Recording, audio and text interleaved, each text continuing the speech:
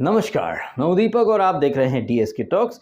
ये वाला जो वीडियो है, ये वीडियो कई लोगों के गुर्दे भी छील देगा, कई लोगों का दोगलापन भी बाहर ले आएगा। और इस वीडियो के थ्रू मैं एक तीर से कई सारे शिकार करने वाला हूं। तो हो सके ना तो ये वीडियो पूरा देखिएगा, एंड तक देखिएगा और एंड में कमेंट करके बताइएगा कि आप मेरी बातों से रिलेट कर पाए या नहीं कर पाए। वैसे एक कोट कहा जाता है कि अगर आप इतिहास में हुई गलतियों से नहीं सीखेंगे तो आप वही गलती दोहराएंगे। और गलती मतलब कैसी? जैसे कि ब्रिटिशर्स जब हमारे देश में आए थे, क्या नाम से आए थे? मतलब ईस्ट इंडिया कंपनी के नाम से आए थे, व्यापारी बन करके आए थे, फिर बाद में वो हमारे मालिक बन बैठे। ब्रिटिशर्स के पहले कौन आए थे? मुगल्स। आई थिंक 1500 ईस्वी में आए थे, 1526 ऐसा कुछ टाइम था जब बाबर यहाँ आया, मुगल डायनेस्टी की उसने शुरुआत कर दी। मतलब वो आए हमारे देश में इन्वेडर बनकर, या फिर ब्रिटिशर्स आए व्यापारी बनकर और फिर हम पर ही राज करने लग गए। इतिहास में हुई गलतियों से हमने कभी नहीं सीखा और आज के दौर में वही गलतियां हम फिर से कर रहे हैं, जहां हमारे देश के अंदर आबादी का एक बहुत बड़ा हिस्सा है जो हमारे देश के जो उद्योगपति हैं, जैसे अडानी कहें, अंबानी कहें, उनसे काफी ज्यादा चिढ़ते हैं लोग। ऐसे बहुत सारे लोग हैं जो बॉलीवुड के लोगों की तो तरक्की चाहते हैं। जैसे कि एक जो सज्जन है, उसका कमेंट आपको मैं दिखा रहा हूं। ये बंदा अक्सर कमेंट करता है, कभी अडानी के खिलाफ, कभी मोदी के खिलाफ। और इस तरह के लोग ना कहते हैं कि भैया डीएसके अब आप सच्चे नहीं हो। मतलब इनके हिसाब से अगर मैं 24 घंटे अडानी की बुराई करूं या मोदी की बुराई करूं तो ही मैं सच्चा माना जाऊंगा। एनीवे, ये जो बंदा है ना, इस बंदे ने कमेंट करा था जब मैंने कपिल शर्मा की पिक्चर के बारे में कुछ कमेंट करे कि कपिल शर्मा की पिक्चर तो औंधे मुंह गिर गई। अब यहाँ पर सबसे ज्यादा मजे की बात यह है कि ये बंदा मुझे कमेंट करके कहता है कि भाई डीएसके तुम दूसरों का मजाक उड़ाते फिरते हो, दूसरे तुमसे बहुत आगे हैं। सबसे ज्यादा आश्चर्य की बात यह है कि ये बंदा जिस कपिल शर्मा का सपोर्ट कर रहा है ना, वो कपिल शर्मा अपने शो में क्या करता है? अपने शो में आई हुई ऑडियंस तक का मजाक उड़ाता है। और उस कपिल शर्मा का मजाक अगर हमने उड़ा दिया तो इन लोगों के गुर्दे छिल जाते हैं। एंड वो कपिल शर्मा जिसने कि एमसी स्टैन, शहनाज गिल, जिसके फैंस को लगता है कि वो वर्ल्ड की सबसे बड़ी एक्ट्रेस है, उन सब से कपिल शर्मा ने अपनी पिक्चर का प्रमोशन करवाया, लेकिन पिक्चर औंधे मुंह गिर गई। और जब मैंने इस बारे में एक पोस्ट करा तो ये बंदा आकर के बोलता, भाई तुम दूसरों का बहुत मजाक उड़ाते हो, वो जैसे भी हैं तुमसे तो आगे हैं। भाई अगर कपिल शर्मा मुझसे आगे है तो फिर अडानी अंबानी तो उससे कई गुना आगे हैं। तो यहाँ पर जो पॉइंट मैं रख रहा हूँ वो ये है कि ऐसे बहुत सारे लोग, जैसे कि वो जो सज्जन का मैंने कमेंट दिखाया, ऐसे एक नहीं दर्जनों कमेंट हैं, इनफैक्ट और ज्यादा कमेंट होंगे, जो कि आए दिन अडानी अंबानी को तो नीचे गिराना चाहते हैं, लेकिन यही लोग चाहते हैं कि शाहरुख की पिक्चर चल जाए, कपिल शर्मा की पिक्चर चल जाए। जबकि हकीकत में ये बॉलीवुड वाले कहिए या सेलिब्रिटीज आपकी लाइफ में कोई वैल्यू एडिशन नहीं देते हैं। आप अपनी मेहनत से कमाया हुआ पैसा 2-2.5 घंटे के एंटरटेनमेंट के नाम पर इनकी पिक्चर के ऊपर उड़ा के आ जाते हैं। वहीं टाटा, अडानी, अंबानी ये जो प्रोडक्ट या सर्विस देते हैं वो आपके बहुत दिनों तक काम आता है, बट उसके बावजूद लोगों को अडानी अंबानी नापसंद है। वहीं बॉलीवुड के लोगों के ऊपर या फिर सेलिब्रिटीज के ऊपर लोग दिल खोल के पैसा खर्च करते हैं। ऐसा ही एक और सेलिब्रिटी है जिसका नाम है अब्दुल रौजिक। इस वीडियो के स्टार्ट में मैंने जो हिस्ट्री वाला जो एक रेफरेंस दिया था आपको, वो यहाँ पर अब आप इजीली रिलेट कर पाएंगे, क्योंकि अब्दुल रौजिक हमारे देश का नहीं है, वो कहाँ का है? तजाकिस्तान का। शायद उस मुल्क में उसे इतना मान सम्मान, ओहदा, फेम, दौलत, शोहरत नहीं मिल पा रही होगी, इसलिए वो इंडिया में आया। और इंडिया जो है, इसे अतीत में सोने की चिड़िया कहा जाता था। अब शायद आप अच्छे से समझ पाएंगे मेरी बातों का मतलब क्या है। अकेला अब्दुल रौजिक नहीं, सनी लियोनी कहिए, कटरीना कैफ कहिए, अली अब्राहम कहिए, या फिर वो सलमान खान की आजकल जो चहेती बनी फिर रही है लुइला फुइला, क्या नाम है, या फिर हार्दिक पांड्या की जो वाइफ स्वेतलाना क्या नाम है उसका, जो भी है, मतलब ये तो खैर कुछ चुनिंदा नाम है। ऐसे पता नहीं कितने सारे नाम हैं जो इस देश के नहीं है, लेकिन वर्क वीजा लेकर के वो इंडिया में आ जाते हैं, क्योंकि उन्हें इंडिया के अंदर अपॉर्चुनिटीज दिखाई देती है, उन्हें इंडिया के अंदर पैसा दिखाई देता है। बिल्कुल वैसे ही जैसे 1500 ईस्वी और उसके पहले मंगोल्स, तुगलक और खिलजीज, और बाद में मुगल्स, फिर बाद में ब्रिटिशर्स, जिन्हें कि इंडिया के अंदर बहुत सारी धन संपदा दौलत, या ये कहें कि उन्हें एहसास हो गया था कि भारत जो है वो सोने की चिड़िया है, तो लूटने के लिए पहुंच गए। अब आज के जमाने में मुगल्स या ब्रिटिशर्स नहीं, आजकल के दौर में आर्टिस्ट कहिए, सेलिब्रिटीज कहिए, जो रहते नहीं है भारत में लेकिन वो काम करने भारत आते हैं और भारत के लोगों की जेब का पैसा वो अपनी जेब में डाल करके चले जाते हैं। अब्दुल रौजिक जब इंडिया में आया बिग बॉस के अंदर, तो भाई हर किसी ने उसे हाथों हाथ लिया। एक तो बंदे का क्या है कि ऊपर वाले ने हाइट भी कम दी है, तो एक सिंपैथी वाला एंगल तो था ही सही, लेकिन सलमान खान कहिए या बिग बॉस कहिए, जिन्होंने दिल के साथ साथ बिग बॉस के गेट भी खोल दिए अब्दू के लिए। एंड ना सिर्फ दिल और गेट खोले, बल्कि अब्दू के लिए भर भर के नियम भी साइड में ताक में रख दिए बिग बॉस ने। जहां दूसरे कंटेस्टेंट अंग्रेजी में बात नहीं कर सकते थे, वहीं अब्दू के लिए खुद बिग बॉस और सलमान ट्रांसलेटर बन जाते थे, अंग्रेजी में वार्तालाप करते थे। अब्दुल रौजिक ने पूरे सीजन में एक ही गाना गाया और सबको पकड़ डाला, छोटा भाईजान आया, छोटा भाईजान स्वागत नहीं करोगे हमारा, तेरे नाम दगा बैज हुआ और जाने जाना। मतलब 1760 तरह के सॉफ्टवेयर लगा के 1760 तरह की ऑटो ट्यून लगाकर आजकल कोई भी सिंगर बन जाता है। अब्दू रौज़िक ने अपने बायो में लिख रखा है एक्टर, बॉक्सर, सिंगर है। बॉक्सर तो ऐसे बोल रहा है जैसे माइक टाइसन को हरा करके आया हो, जबकि माइक टाइसन का शायद वो एक पंच भी ना झेल पाए। तो अब्दू रौज़िक जस्ट बिकॉज कि वो बाहर का है, गोरी चमड़ी वाला है, और हमारे देश में तो कोई फिरंगी आए गोरी चमड़ी वाला सब दीवाने हो जाते हैं। जैसे कि सनी लियोनी, लुइला विंटोर, एली अब्राहम कहिए या फिर कटरीना कैफ कहिए, कोई गोरी चमड़ी वाला आ जाए, विदेशी हो और टूटी फूटी हिंदी बोले, अरे he is so cute, she is so cute, मैं कहूँ मामा मिया वाओ। तो एक तो अब्दू की टूटी फूटी हिंदी, ऊपर से उसकी कम हाइट की वजह से उससे बहुत ज़्यादा सिंपैथी मिल गई। लेकिन जितनी सिंपैथी और जितना प्यार सलमान खान ने अब्दू को दिया, लेकिन क्या आपको पता है कि अब्दू की ही तरह हमारे देश के खुद के कई सारे ऐसे एक्टर्स हैं, परफॉर्मर्स हैं, जिन्हें भगवान ने उतनी हाइट नहीं दी है, लेकिन अब्दू की तरह उन्हें कभी किसी ने मान सम्मान नहीं दिया, बिग बॉस ने कभी उन्हें अपॉर्चुनिटी नहीं दी। एक बिग बॉस मराठी 4 का कंटेस्टेंट विकास सावंत, उसको हार्डली 60,000 के आसपास कुछ फॉलोअर्स हैं।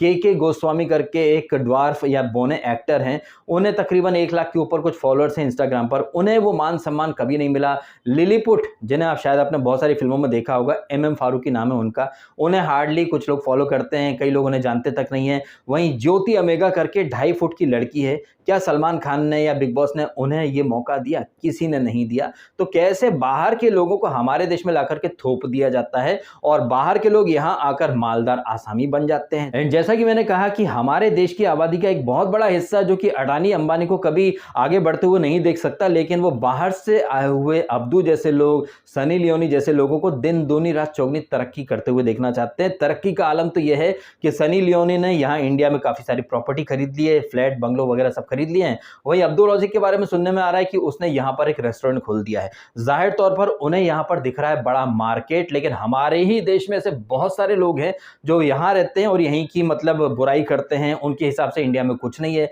अगर इंडिया में कुछ नहीं है तो फिर अब्दू जैसे लोग यहाँ पर क्यों आते हैं? मेहमान बन के आया था ये अब्दू रौज़िक। वैसे एक पिक्चर है 1960 की जिसका नाम है जिस देश में गंगा बहती है, उसमें एक गाना है कि मेहमान जो हमारा होता है वो जान से प्यारा होता है, ज्यादा का नहीं लालच हमको थोड़े में गुजारा होता है। मेहमान जो होता है वो 2-4 दिन के लिए आए तो अच्छा रहता है, और जब मेहमान बन के अब्दू आया था तो हमने भी इसे सपोर्ट करा था। लेकिन जब हमने देखा कि बिग बॉस के अंदर तो अब्दू के लिए रेड कारपेट बिछा रखा है, अब्दू गाना गाता रहे तो सलमान चने के झाड़ पर उसको चढ़ा देते हैं, लेकिन शिव ठाकरे अगर डांस कर दे तो सलमान बोलते था अरे शिव ठाकरे ये डांस एंटरटेनमेंट थोड़ी होता है, कब तक डांस करते रहोगे, ये कोई डांसिंग शो थोड़ी है। लेकिन अब्दू रौज़िक एक ही गाना, वो घिसा पिटा गाना 100 बार गाए तो वाह अब्दू क्या बात है, 4 चांद लगा दिए। तो ये दोगलापन था। साजिद खान अगर 24 घंटे बाहर की बातें करता रहे कि हाउसफुल की शूटिंग में ये हुआ, अक्षय कुमार से ऐसे सीन दिलवाया था, रितेश ने ऐसे सीन किया था, कहने का मतलब है कि अब्दू हो या साजिद खान हो, उनके लिए सारे रूल्स साइड में रख दिए थे। लेकिन शिव ठाकरे अगर बाहर की एक बात कर दे तो आपने देखा था सलमान खान ने कैसे सुनाया था। तो भर भर के दोगलापन और टोटली बायस्ड बिहेवियर तो था सलमान खान का और बिग बॉस का अब्दू के लिए और साजिद के लिए भी। खैर हम यहाँ बात अब्दू की इसलिए ज़्यादा और कर रहे हैं क्योंकि अब्दू रौज़िक जब शो के अंदर था तब भी उसको मतलब बात करना आता नहीं था। वो एक ही घिसा पिटा रीज़न बार बार चिपका देता था, she is fighting 24 fighting so I took her name. उसी तरह से अब्दू रौज़िक ने बाहर आकर के वही ब्लेंडर पंथी करना शुरू कर दी है। Why I need MC10 cut my call, I got 8 million follower reel. Also guys, I want to talk about one thing about MC Stan. Everyone talking MC. Now MC Stan doing video. Guys, I see in media MC Stan talking about me. I'm not talking. I want make with MC Stan song. I'm not talking this thing. This MC Stan talking. After now with me fighting. After calling me, I want make song with you. After I talk no. After with me fighting. I'm not calling. Why this talking wrong thing this in all public? Why MC Stan like that talking? Also MC Stan talking. After call me, told me I make my song clear one time.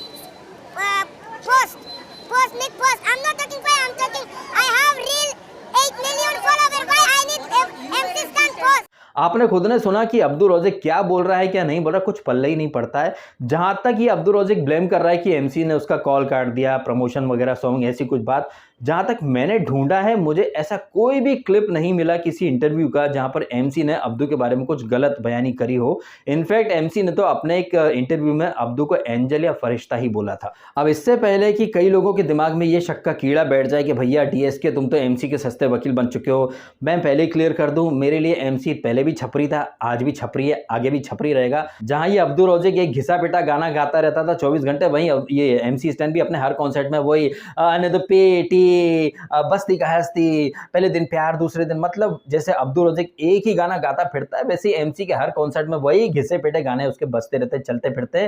लेकिन जैसे कि मोदी जी कहते हैं local के लिए vocal बनो, तो एक इंटरनेशनल छपरी जो कि दूसरे देश से आया है और हमारे देश में आकर वो हम पर ही मतलब अपनी दादागिरी दिखाना चाहता है और हमारे देश के लौंडों को मतलब नीचे दिखाना चाहता है, तो लोकल के लिए वोकल हो रहा हूं मैं और कुछ नहीं। मेरे लिए एमसी स्टैन जो है वो लोकल देसी छपरी है और ये क्या नाम है अब्दू, ये इंटरनेशनल छपरी है। तो ये जहां से आया है वहां वापस कब जाएगा, इसका वीजा कब एक्सपायर होगा। अतिथि बन करके आया था लेकिन यहाँ पर तो वो रेस्टोरेंट खोलना चाहता है, इसी देश में रहना चाहता है। तो जैसे मुगल्स या ब्रिटिशर्स आए कुछ और बन करके आए थे, फिर बाद में हम पर ही अपनी तानाशाही थोपने लग गए, उसी तरह अब्दू रोज़िक जैसे लोग हैं जो कि यहाँ आए थे मेहमान बनकर लेकिन यहीं पर वो बसना चाहते हैं और यहाँ के लोगों का हक कहीं ना कहीं वो छीन करके खाना चाहते हैं। ऐसे लोगों को या उनकी मेंटेलिटी को मैं कतई सपोर्ट नहीं करता। लेकिन आप देखिएगा यहाँ पर इस वीडियो के नीचे ऐसे बहुत सारे लोग आएंगे जो अब्दू को ब्लाइंडली जस्टिफाई करेंगे, सपोर्ट करेंगे और फिर वही लोग उठ करके बोलने लग जाएंगे हमारे देश में अनएम्प्लॉयमेंट है, हमारे देश में महंगाई है, ये है वो है, लोगों के पास पैसा नहीं है। अगर हमारे देश में ये सब परेशानियां हैं तो अब्दू जैसे लोग यहाँ पर मालदार आसामी कैसे बन जाते हैं। अब्दू कहें या फिर सनी लियोनी कहें या फिर लुइला विंटोर या फिर ऐसे दर्जनों क्या आई थिंक हजारों ऐसे लोग होंगे जो कि जैसे कि सोफिया हयात या फिर एली अब्राहम और भी ऐसे नाम हैं जो हैं किसी और मुल्क के, यहाँ पर वो काम करने आए और उन्हें यहाँ पर काम मिल भी गया और काम के बाद भयंकर पैसा भी मिला। ना सिर्फ पैसा, दौलत, शोहरत, ऐश, ब्लू टिक, फेम, सक्सेस, सब कुछ यहाँ अवेलेबल है। तो मतलब आप खुद देखें कैसा दोगलापन है कई सारे लोगों का। एक तरफ वो लोग कहेंगे देश में पैसा नहीं है, अनएम्प्लॉयमेंट है, दूसरी तरफ बाहर से आए हुए लोग जो यहाँ रातों रात करोड़पति बन चुके हैं उन्हें वो ब्लाइंडली जस्टिफाई करेंगे, उनके कॉन्सर्ट्स में जाएंगे, उनके घिसे पिटे गानों को बार बार सुनने के लिए जाएंगे। तो ऐसे ही लोगों के लिए एक कहा गया है डायलॉग एक फिल्म के अंदर, जब तक सिनेमा है लोग CHU बनते रहेंगे, चाहे सिनेमा हो, चाहे रियलिटी शो हो, चाहे अब्दू जैसे लोग हों, ये भर भर के CHU बनाते फिरते हैं। एंड अब्दू जो कि क्यूटनेस का नकाब लगा करके आया था वो हकीकत में क्यूट नहीं है। जैसा कि साजिद खान ने कहा था एड़ा बन के पेड़ा खाता है, बहुत चालाक ब्रो। अब्दू जो है उसे न्यूज में बने रहने का एक तौर तरीका आ चुका है। जैसे राखी सावंत न्यूज में आने के लिए कुछ भी कर सकती है, वैसे ही अब्दू रोज़िक ने आकर देखा कि यार उसको इतना ज्यादा प्यार मिल रहा था लेकिन उसके फॉलोअर्स तो उतनी तेजी से बढ़े नहीं जितनी तेजी से MC स्टैन के बढ़ गए। तो कहीं ना कहीं ये ईगो भी है और इनसिक्योरिटी भी है अब्दू के मन के अंदर, इसीलिए वो उल जलूल स्टेटमेंट देता फिरता है। और कोई आश्चर्य की बात नहीं है अगर शिव ठाकरे के खिलाफ भी अब्दू कोई ना कोई स्टेटमेंट दे दे, क्योंकि आपने देखा है कि अब्दू किसी का सगा नहीं है। वो साजिद के खिलाफ पीठ पीछे बातें जरूर करता था लेकिन जब भी कोई इवेंट होता था या फिर कोई टास्क होती थी वो साजिद को सबसे पहले टॉप प्रायोरिटी में रखता था। इनफैक्ट जब किसी ने पूछा था, कौन था, विकी कौशल या कोई आए थे कि आप किसको अपने मुल्क लेकर के जाना चाहोगे, तो अब्दू ने साजिद और MC का नाम लिया था। जब सीजन के स्टार्ट में वो डिनर वाली टास्क हुई थी अब्दू ने वहां पर पहले निम्रत को बुलाया था क्योंकि घर की कैप्टन थी और बाद में साजिद के कहने पर शिव को बुलाया था। और एक जो हिट एंड फ्लॉप वाली टास्क थी वहां पर अब्दू ने गौतम को हिट बोला था, शिव को नहीं बोला था। तो कोई आश्चर्य की बात नहीं है अगर आने वाले दिनों में जैसे ये अब्दू MC के खिलाफ स्टेटमेंट दे रहा है, आने वाले टाइम में वो शिव ठाकरे के खिलाफ भी स्टेटमेंट दे देगा और शिव के GPL कर देगा। GPL का मतलब आप अच्छे से समझ सकते हैं। तो अब्दू जो है ना वो एक मौका परस्त इंसान है। वो उसकी हाइट कम है, शो के अंदर उसने अच्छी एक्टिंग कर ली बड़े दिल वाला बनने की, लेकिन रियल लाइफ में जैसी उसकी हाइट है ना उसका दिल भी उतना ही छोटा है। वो दूसरे मुल्क से आया है हमारे मुल्क में, लेकिन हमारे मुल्क में एक मेहमान की तरह आया लेकिन अब वो यहीं पर बस गया है। और आप देखते जाइए आने वाले टाइम में हस्बुल्ला आ जाएगा, उसको भी लोग ब्लाइंडली सपोर्ट करने लग जाएंगे, सलमान खान उसके लिए शो के दरवाजे खोल देंगे। लेकिन हमारे इंडिया के जो एक्टर्स हैं जिनकी कम हाइट है उन्हें कभी बिग बॉस वो प्रायोरिटी या फिर वो तवज्जो नहीं देगा। और हमारे देश में पैसा कितना है ये तो अब्दू जैसे लोग साबित कर ही रहे हैं, जो कि यहाँ एक रेस्टोरेंट खोलने वाला है। आए दिन किसी न किसी मीडिया इंडिया इवेंट में या किसी 5 स्टार होटल में या फिर कहीं ना कहीं वो दिखाई दे ही जाता है। और आप खुद देखिए, अकेला अब्दू नहीं, माधुरी दीक्षित जो अमेरिका में जाके सेटल हो गई थी, उन्हें भी लग गया कि भैया वहां उनकी पूछ परख नहीं हो रही थी। न सिर्फ वो खुद आई, बल्कि उनके पतिदेव जो कि अमेरिका में डॉक्टरी करते थे, वो भी काम धंधा छोड़कर इंडिया में आकर व्लॉग बनाना शुरू कर चुके हैं। शिल्पा शेट्टी जो लंदन में गई थी शादी करके, ना सिर्फ वो खुद आई बल्कि राज कुंद्रा को भी यहाँ ले आई, क्योंकि उन्हें यहाँ पर अपॉर्चुनिटीज, बड़ा मार्केट और खूब पैसा दिखाई दे रहा था। तो ये जो बातें हैं ना, ये आपके सामने मैंने इसीलिए रखी सो दैट आप इन सारी चीज़ों को देखें, टटोलें और फिर महसूस करें कि जो गलतियां हमारे यहाँ के लोगों ने 400-500 साल पहले करी थी, वही गलती हम अब भी कर रहे हैं। फ़र्क बस इतना है कि पहले ब्रिटिशर्स और जो मुगल्स, वो मतलब मारते थे, कूटते थे, तलवार के नोक पर, बंदूक के नोक पर, चतुराई चालाकी करके उन्होंने हमें अपना गुलाम बना लिया। अब वही चीज़ बाहर से हुए आर्टिस्ट कर रहे हैं। वो प्यार से मीठी छुरी की तरह एकदम भोला बन करके आते हैं, मासूम बन करके आते हैं, और फिर बाद में चोरी, ऊपर से सीना चोरी वाले तेवर में वो हमारे ऊपर ही अपना अधिकार जमाना शुरू कर देते हैं, जैसे कि सब कुछ उनका हो और हम यहाँ पर सिर्फ ताली बजाने के लिए या दर्शक बनकर भीड़ का एक हिस्सा बन करके खड़े हो जाते हैं और उन लोगों को अप्रिशिएट करते हैं। तो आप देखें कि कैसे हमारे समाज और देश के अंदर दोगले लोगों की भरमार हो चुकी है। उन लोगों को, बाहर से आए हुए लोगों की तो तरक्की देखना है, लेकिन जो हमारे खुद के जो इंडस्ट्रियलिस्ट हैं, उन्हें लोग नीचे गिराना चाहते हैं, पीछे खींचना चाहते हैं। उनकी तरक्की लोगों से देखी नहीं जाती है। अब आपका क्या मानना है इन सारी बातों के बारे में? अब्दू और एमसी की कंट्रोवर्सी में आपको कौन सही लग रहा है? क्या आपको नहीं लग रहा कि अतिथि बन के आया हुआ अब्दू अतिथि वाले कोई लक्षण नहीं दिखा रहा है? मेहमान जो होता है वो 2-4 दिन के लिए अच्छा लगता है, और ये अब्दू रौज़िक जिसके बारे में बिग बॉस ने कहा था ये हमारे देश का मेहमान है, का एक घंटे का मेहमान बे, मेहमान होता है तो 1-2 वीक में चला जाता, लेकिन वो तो यहाँ बसने के लिए आया है। कोई आश्चर्य की बात नहीं है। जैसे कि मैंने कहा कि हज़बुल्ला आ जाएगा, फिर किसी और रसगुल्ला को ले आएंगे ये लोग, फिर उसको भी हमारे ऊपर थोप दिया जाएगा, जैसे मुगल्स थोप दिए गए, ब्रिटिशर्स थोप दिए गए इतिहासकारों के द्वारा कि ये आया तो हमें ये मिला, ये आया तो ये मिला। आने वाली पीढ़ी को देखने को मिल जाएगा कि अब्दू रौज़िक आया था, उसने ये बिल्डिंग बना दी, ये बिल्डिंग बना दी, इंडियंस को सिखाया बिल्डिंग क्या होती। हाँ, ये सब कुछ होगा आने वाले टाइम में। अभी तो खैर उसने दुबई में लिया है, आने वाले टाइम में वो मुंबई में भी प्रॉपर्टी बना लेगा। रेस्टोरेंट बनाने की खबर तो आई गई है, किसी दिन वो यहाँ पर रहने के लिए मकान वगैरह भी बना लेगा और यहीं का बाशिंदा बन जाएगा। आप बस देखते चले जाइए। अब आपका क्या मानना है इन सारी बातों के बारे में? कमेंट करके जरूर बताइएगा। वीडियो अगर आपको अच्छा लगा तो लाइक जरूर कीजिए और कीजिएगा वीडियो को शेयर भी अपने ग्रुप्स में, मित्रों के साथ, और करें चैनल को सब्सक्राइब भी यदि आपने नहीं किया तो। आपने समय निकाला, वीडियो देखा, आपका बहुत बहुत धन्यवाद। Thank you so much.